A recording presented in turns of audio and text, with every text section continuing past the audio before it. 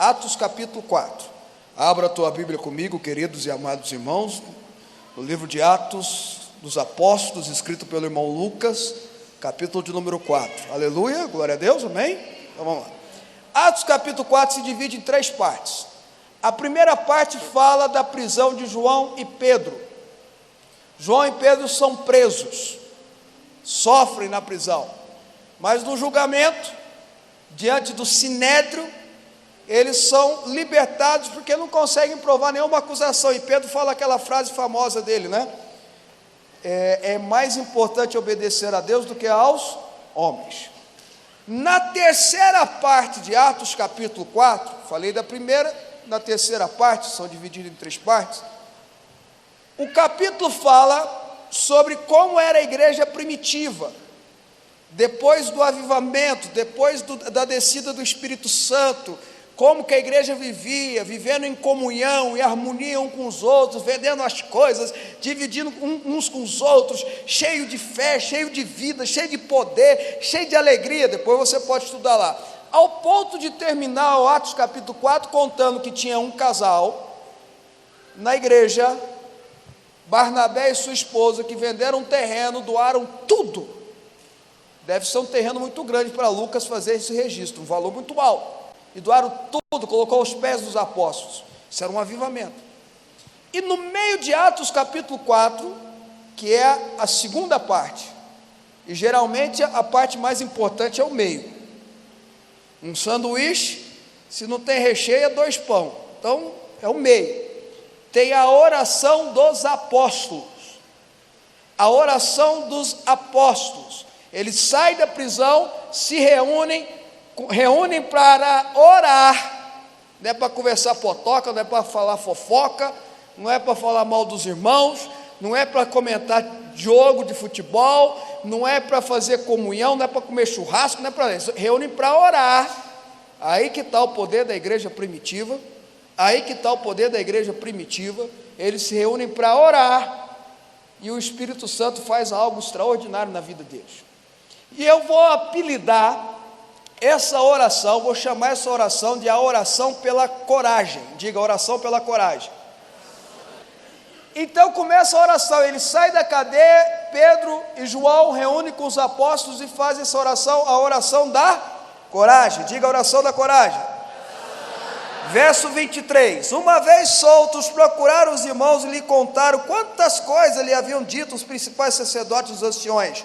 Ouvindo isso, unânimes, levantaram a voz a Deus e disseram: Tu, soberano Senhor, que fizeste os céus e a terra, o mar e tudo que nele há, e que disseste por intermédio do Espírito Santo, por boca de Davi, nosso pai, teu servo, porque se enfureceram os gentios e os povos, imaginaram coisas vãs. 26, levantaram-se os reis da terra e as autoridades, ajuntaram-se a um contra o Senhor e contra o seu ungido. Verso 27, porque verdadeiramente se juntaram nessa cidade contra o teu santo servo Jesus, ao qual ungistes Herodes, Pôncio Pilatos, com gentios e gente de Israel, para fazerem tudo que a tua mão e o teu propósito predeterminaram.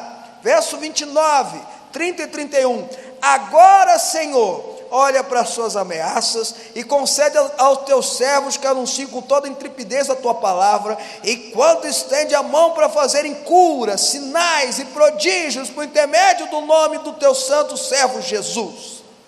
Tendo eles orado, tremeu o lugar onde estavam reunidos, e todos ficaram cheios do Espírito Santo, e com intrepidez anunciaram a palavra de Deus.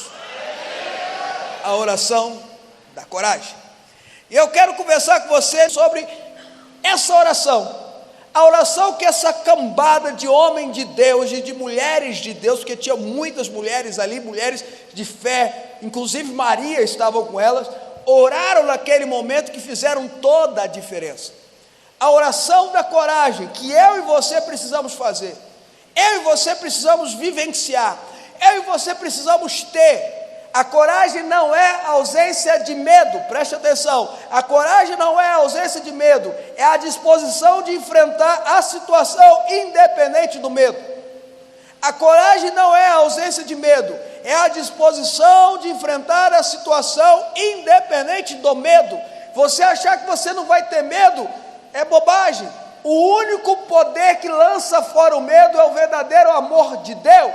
Quando a gente canta essa canção aqui, ela demonstra como a população de Israel não quis ter um relacionamento íntimo com Deus, porque Moisés subiu na montanha, Moisés entrou na nuvem, Moisés chamou o povo viu o trovão, o povo viu a chuva, o povo viu a escuridão, e disse: eu não vou subir aí, eu estou com medo de subir aí. Moisés fala você conosco, Deus fala com você, você fala conosco, mas não era isso que Deus queria.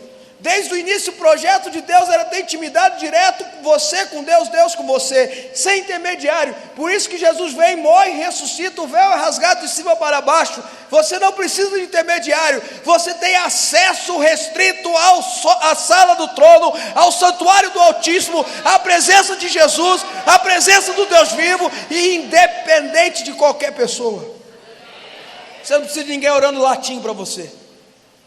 Você não precisa de nenhum intermediário. O intermediário seu com Deus chama-se Jesus Cristo, o Filho do Deus vivo. Mas a oração da coragem, a gente aprende algumas coisas, eu vou falar bem rapidinho. Primeiro, eles se reuniram, se ajuntaram e unanimemente fizeram uma oração. Poder coletivo. Eu bato nessa tecla.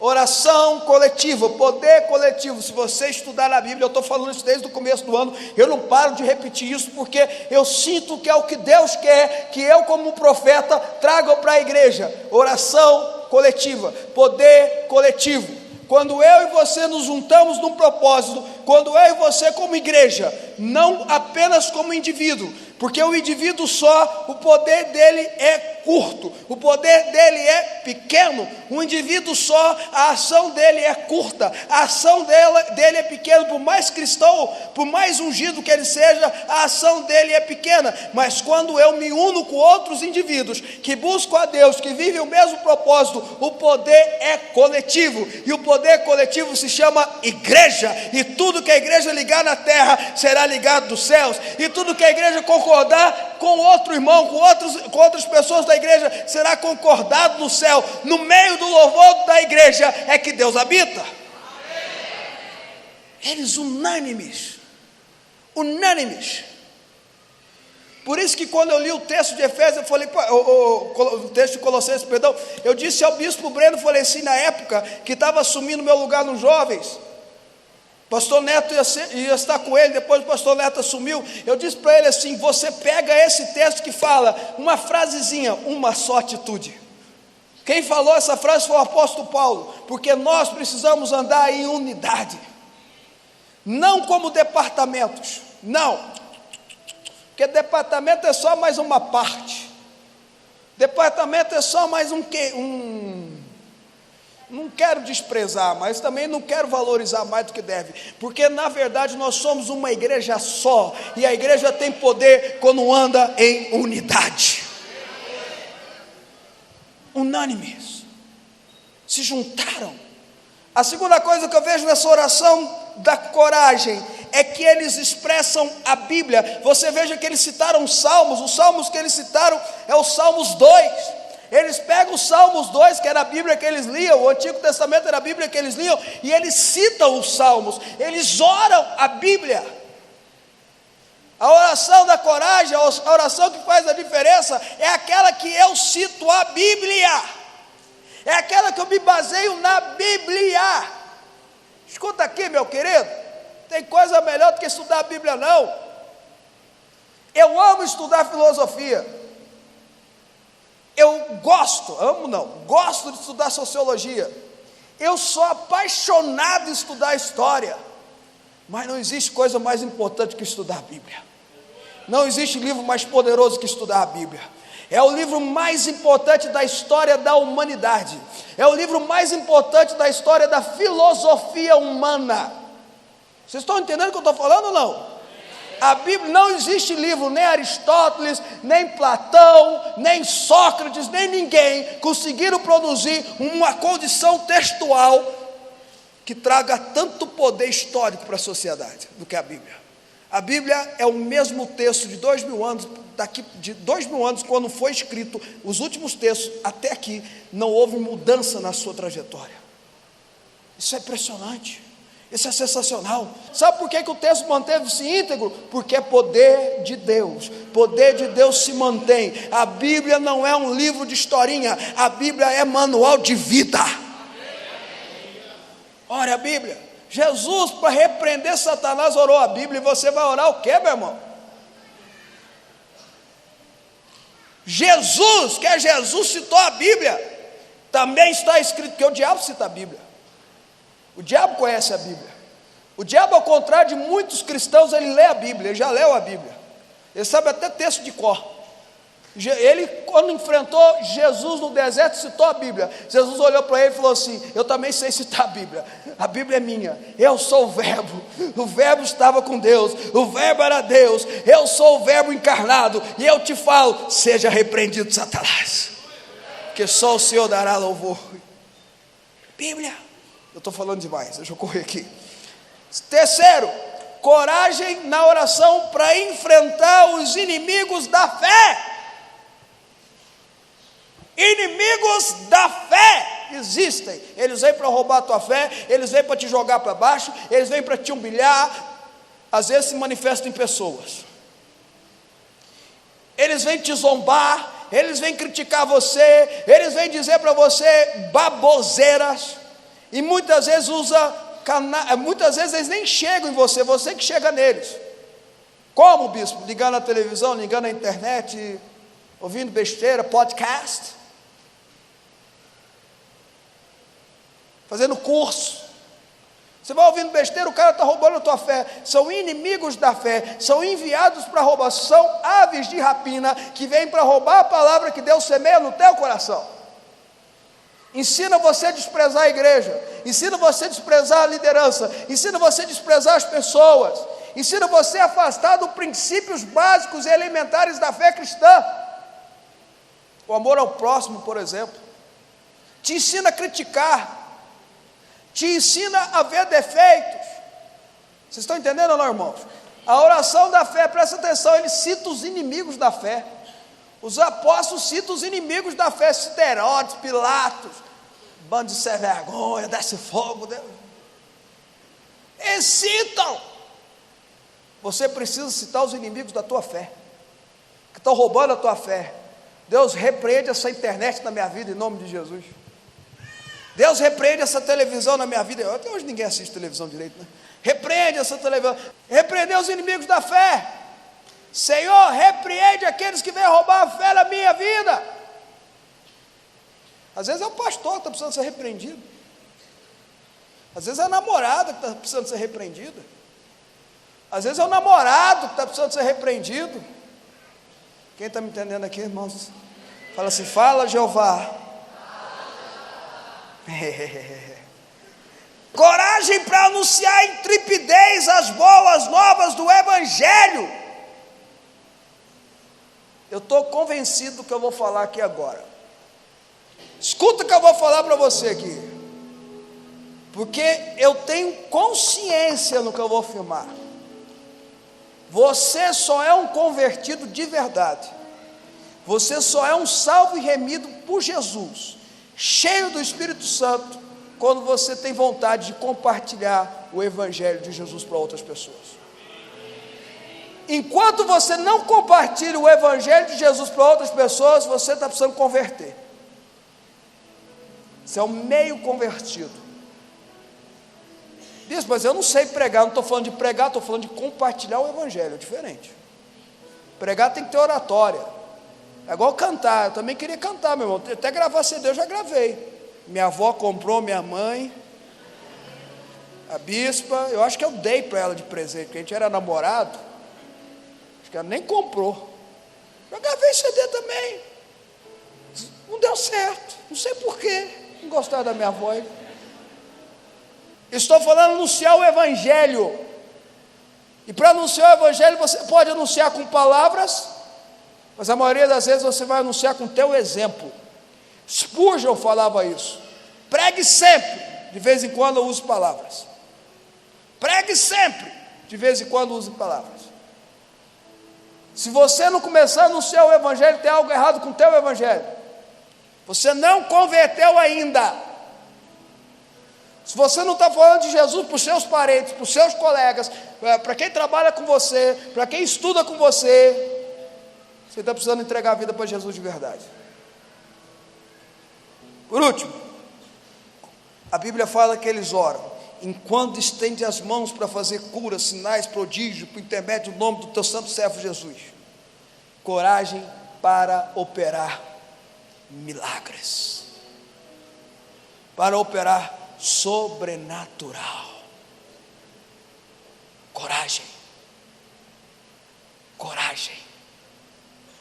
Sabe por que a gente não vê tantos milagres como a igreja primitiva? Por dois motivos.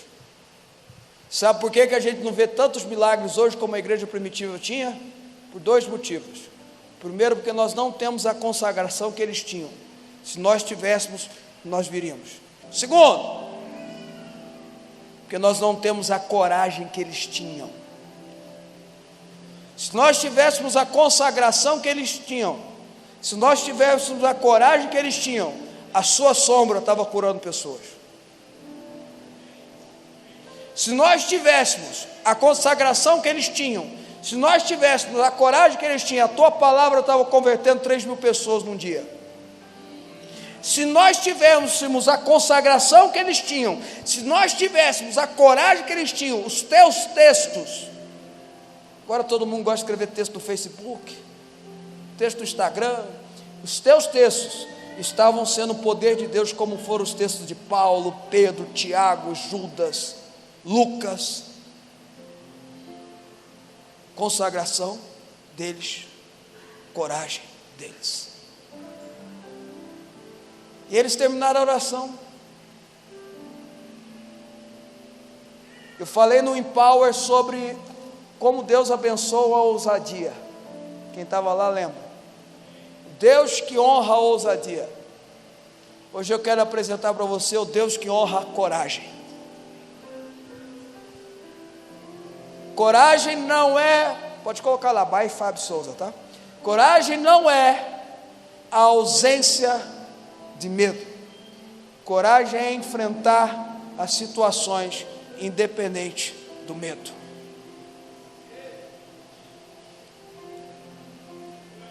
Eu creio muito, eu creio muito.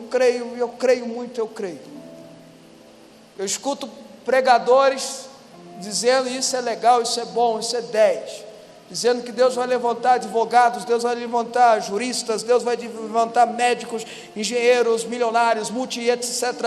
Eu acho maravilhoso isso. Mas a minha palavra de uma pessoa que ficou 14 anos militando para fazer a diferença, a minha palavra de alguém que se esforçou adulto para ter curso superior, e quando viu já tinha 3. A minha palavra de alguém que casou com uma médica especializada, com carreira, e que pensa igual o que eu vou falar aqui agora, é dizer para você: Jesus está te chamando para um ministério. Jesus está te chamando para um ministério. Nós precisamos de pastores, nós precisamos de pastoras, nós precisamos de pastores, nós precisamos de pastoras. Sem pastor não tem rebanho. E eles terminaram aquela oração, e a oração da coragem foi honrada, sabe como? Com um terremoto. Diga terremoto. Vou falar de novo. Sabe como que a oração da coragem foi honrada? Fala comigo, terremoto. E tremeu o lugar onde estavam reunidos. Chacoalhou. Mexeu com as estruturas. O que era pedra caiu. O que era endurecido amoleceu. Tremeu tudo. Eles ouviram um vento como um som impetuoso, como diz lá em Atos 2. E todos ficaram cheios do Espírito Santo. Todos ficaram cheios do Espírito Santo. E e com intrepidez. Intrepidez significa coragem, ousadia, anunciavam a palavra de Deus. Bispo, mas eu não quero ser pastor. Beleza, mas tu vai anunciar a palavra de Deus. Você pode até não ser pastor, mas que Deus vai te incomodar para pregar em ônibus. Que Deus vai te incomodar para pregar na tua faculdade. Que Deus vai te incomodar para pregar na tua família. Que Deus vai te incomodar para pregar no teu lugar de trabalho. Que Deus vai te incomodar para pregar em um jogo cheio de futebol. Não sei para quem que eu estou falando isso não, mas é para ti mesmo. Você vai ser o instrumento de anunciar as boas novas do Evangelho de Cristo Jesus, aonde você for.